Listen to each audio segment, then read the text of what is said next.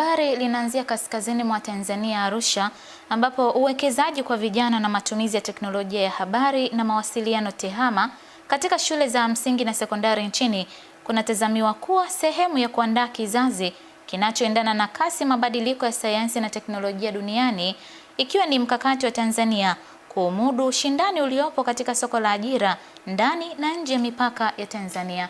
Tuungane na Hababi Mohamed kutoka Arusha kwa undani wa taarifa hii.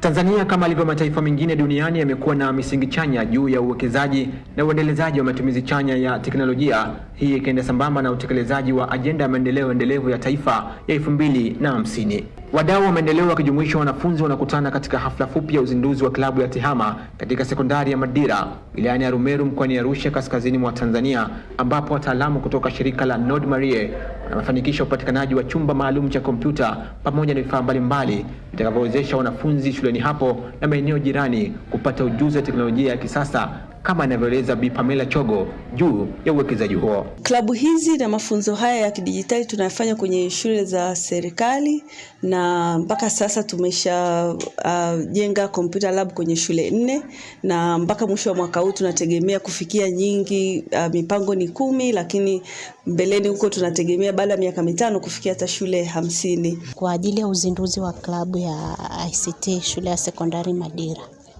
Kwanza kabisa tunawashukuru Nord Marie kwa kutupa kompyuta ambazo tunaelewa kwamba hizi kompyuta zina msaada sana kwetu, hususan kwa wanafunzi.